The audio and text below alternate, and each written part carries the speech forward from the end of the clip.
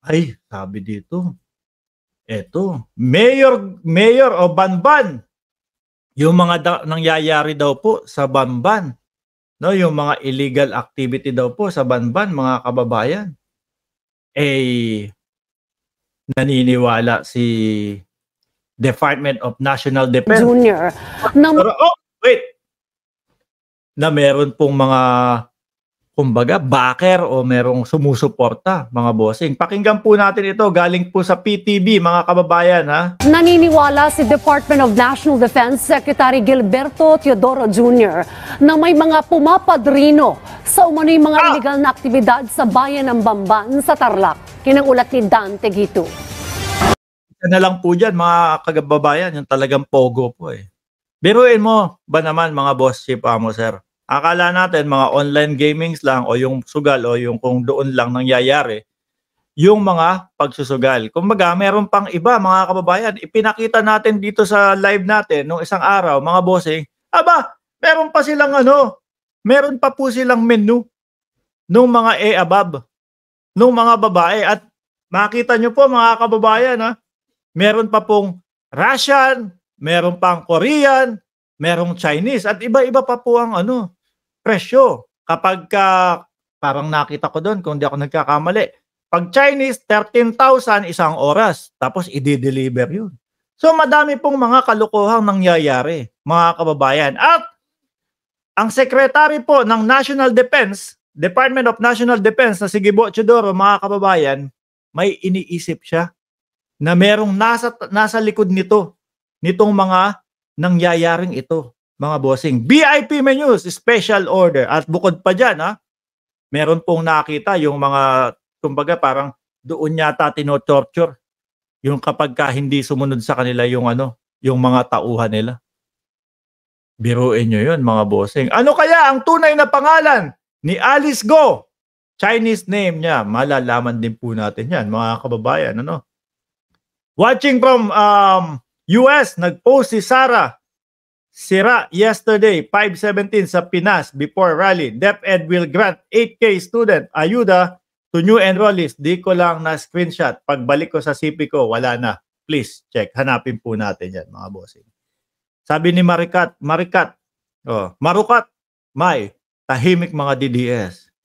Baka may pinaghahandaan po sila. Ano po? Sabi, may isa daw pong malaking pasabog. Mga kababayan, na naririnig-rinig po natin. Mayroon tayong isang malaking pasabog. Ganyan daw po. Sa June po yata, kung di ako nagkakamali. Isa sa iniisip ko, mga kababayan, yung June, ang alam kong posibleng magpasabog doon ang ICC, ang International Criminal Court. Dahil yun nga po ang mga buwan na nabanggit ni Senator Trillanes na posibleng iserve yung warrant of arrest. Pero sabi naman po ni Attorney Cristina Conti, mga kababayan, na related po sa ICC, kami po hindi na sa ICC po hindi na po hinihintay matapos yung yung investigasyon. Bigla na lang namin, binibigla kasi para kung ganon, kapag sinabi mo pa June, July, August, magtatago na po yan. Posible, di ba? Posibleng magtago yan. Kaya may biglaan. So naisip ko, baka hindi na umabot ng June to, baka magkabiglaan. Kasi ngayon wala pong mga mautog-mautog, Sabi ni Paulo Saison, pinsan daw niya, si Bongo. Pinsan ni Mayora Alice Go. Wala pong mautog na mautog ngayon, mga kababayan. Baka may pinaghahandaan talaga. Isang malaking pagsabog na utot. Anyway, mga kababayan, baka meron naman talagang isang napakalaking rally na naman na magaganap. Saan po kaya yung kung sakaling meron? Pakinggan na natin si Secretary Gibo Teodoro. Nilinaw ni Defense Secretary Gilberto Teodoro Jr. na hindi niya kilala ang kontrobersyal na alkalde ng Bamban Tarlac na si Alice Go, na ginigisa ngayon sa Senado ng salakayan ng Pogo Hub sa kanyang bayan noong Marso. Inihayag ito ni Teodoro sa pagdalo niya sa awarding ng Outstanding Cadets ng Philippine Military Academy ngayong Alam niyo po, mga kababayan, saludo po ako dito kay DND secretary, no? Talaga pong napakatalino po nung kanilang ginagawang mga strategy po pagdating po sa West Philippine Sea, mga bossing. May senador din tayo na Chinese, si Bungo, sabi ni Kim Jong-un. Tama, di naman makatao dyan. Kaya kung hindi, may nasa likod yan. Tuloy.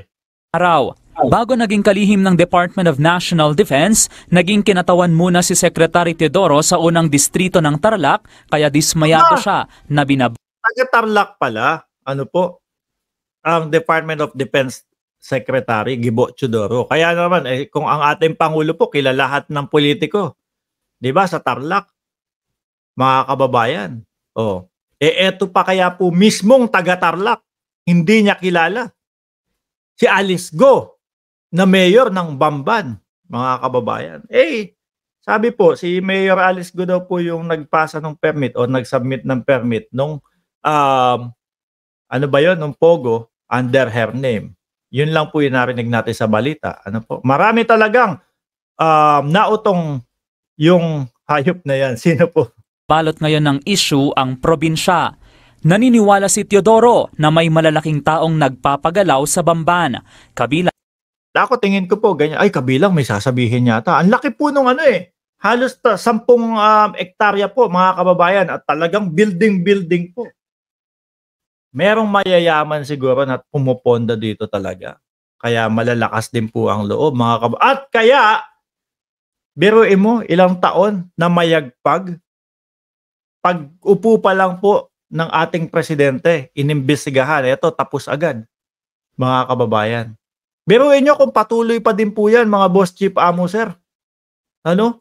Ang daming buhay na nasisira at ang daming buhay na kawawa doon sa loob ng Pogo na yon na mga kapag ka hindi sumusunod sa kanila, pinapahirapan nila, tinotorture po, mga kababayan. Sabi ni MCS, bakuran na yan. Sigo, baka mag-alak kibuloy yan. Baka may chopper yan. Ay, wala na pala, binenta na pala sa hindi niya kilalang kumpanya. Si Digong pala ang tinutukoy ni Sara Duterte na manggagamit. Sabi ni Kim Jong-un, senador natin, Chinese din, si Bongo, taguan ang ginagawa nilang underground tunnel sa Bamban, Tarlac. Na ang dami pong nakita kasi doon, mga bossing, ibigay yung mga Pogo building para sa pabahay. Ay, ang ganda ng mga pabahay na yan. Ang ganda ng mga bilas na yan, mga sir. No? Ang lalaki po. Kompleto, Ricardo. Mabaho lang daw po. Kasi doon sa mga, tawag doon? Dahil po doon sa mga, tawag doon? Doon sa mga pagkaing nabubulok doon. Tuloy natin, mga kababayan. Tuloy po natin. ang talamak na mga ilegal na aktibidad. Paano nagkaroon ng ganung kalaking, hindi ito pogo, no? Kung hindi illegal criminal syndicate activities na nangyayari na lumusot sa provincial na pamahalaan at ang PNP nung panahon na yon. Dagdag. Kailan po ba lumusot ito? JR Delgado, 404, Sir Mark, watching while joyriding rider here. Ayan, nagjo-joyride ka na naman dyan, ha? Diba? Pinas update, nilangaw ang rally. Ano ba yan? Hindi makasabay. Kapag hindi po makasabay doon sa topic natin, tinatanggal na lang natin. Ganyan na lang. Kasi pang BO-BO po, biruin mo, pwede naman po silang sumangalungat doon sa topic natin. Pwede nilang sabihin, hindi totoo yan, Mark, ganito, ganyan. Pwede naman. Pero, mas pipilian pa po nila yung komento na pang-angat, no? Pang-engot, aanga-anga, mga kababayan. Kapag kaganyan, ang iko-komento niyan paulit-ulit lang pong ganun, mga kababayan. 'Di ba? Paulit-ulit lang. Tanggalin natin. Pero kapag may malakas ang loob, matapang na DDS na magtatanong na ukol po dito sa pinag-uusapan natin, sagutin po natin. Pero yung mga pangganon, tinatanggal na po natin para hindi na makulit, di ba? Ng kalihim, bagamat magkaibang usapin ng kaduda-dudang citizenship ni Mayor Go at mga katiwalian Uy, ang dami. Ano ba yan? Hindi ko makita Sige. Sa nasasakupan niya, lahat ito'y tinututukan nila. Tulad din ng pag-iimbestiga ng lahat ng gobyerno sa illegal activities ng Chinese nationals at mga Ang dami po kasi talaga kaya ito pong kaibigan natin na si Shiro Kanzaki talagang tinatawanan na lang po eh. Magkamiha si Senator Bongo at Alice Go sa mata o magkamuka at pisngi kahawig. Titingnan ko po yan doon sa mga poster ni doon sa mga poster ni Bongo doon sa Antipolo. Pagka nakita niyo po doon sa Antipolo, madami po kayong mapagkukumparahan ng picture. Yung sa picture ni Mayor Alice Go, iganyan niyo na lang sa cellphone niyo, Pero po yung sa picture ni Bongo, itapat niyo na lang po doon sa kung may madaanan kayo. May madadaanan kayo, Chuck, sa Antipolo yung mga tarpaulin niya. Napakadami po yun. Ingat po kayo sa biyahe. Kada kanto po iyon, mga kababayan. Tapos ganun nyo na lang. Magkamukha. Hindi. Magkamukha o hindi. Baka naman matalo ka pa niyan, Senator Bongo, ha? Ikaw na pinakamalaki daw gumastos sa Facebook, ng advertisement. 3.6 million sa loob ng 3 buwan. Oh. Sobra na yung mo yan, exposure mo yan. Di ba? persibong elemento nila, pati na ang mga fake news na kinakalat nila sa kanilang mga paid outlets. Mensahe naman ni Teodoro sa mga magtatapos na kadete. Ito ang simula ng pagsasanay nila sa modern warfare, proper administration, management at leadership. Kumbaga, modern warfare, ito yung mga ganyan, mga kababayan, o siraan ng ekonomiya, hindi akala mo wala pang kaguluhan o wala pang digmaan nangyayari kasi walang mga nagbobombahan, pero ang totoo po ngayon na mga giyera, mga kababayan, kagaya niyan, yung mga siraan ng ekonomiya, mga ganyan po yung mga bagong digmaan po, mga bossing. Kasi sa mga post-combat assessment, maraming nasasawi dahil sa katigasan ng ulo ng mga bagong pasok na lieutenant dahil hindi nakikinig sa mga mas may karanasan sa pakikipagdigma. Maintain your head on your shoulders. Humility is.